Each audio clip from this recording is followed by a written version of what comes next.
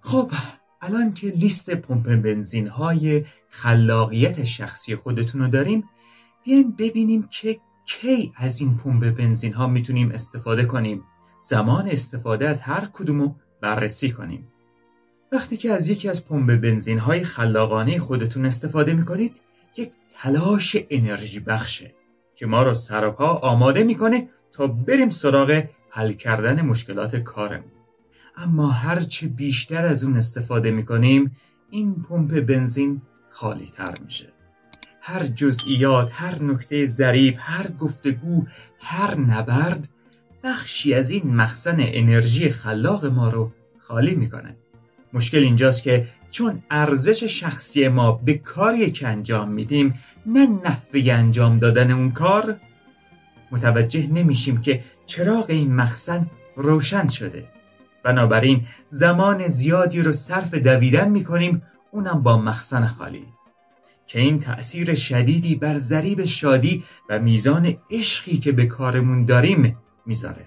به این میگن فرسودگی خلاقیت، که اگه علائم اونو درست بشناسیم و بر اساس اون عمل کنیم، این کار کاملا قابل اجتنابه.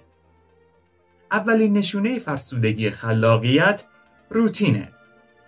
ما اجازه میدیم که روالهای ما بر زندگی خلاق ما تأثیر بذارن. ما هنگام حل یک مشکل خیلی اوقات از کلمه فقط استفاده میکنیم.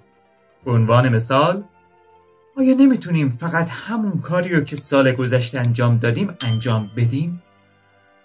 که این ما رو میبره به سمت دومین نشونه فرسودگی خلاقیت، تلاش. ما شروع میکنیم به گشتن دنبال ساده ترین راه حل، نه بهترین راه حل. چرا؟ چون انرژی پیدا کردن و دیدن اون راه حل رو نداریم.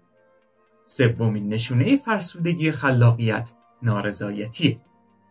اگه از شما میخوان که یک مشکل رو با یک راه حل خلاقانه حل کنید و شما احساس نارضایتی دارید، این به این معنی نیستش که شما ممکنه که از محیط اطرافتون، آدمایی که دور و برتون هستن، شرایط کار و این چیزها ناراضی بشید.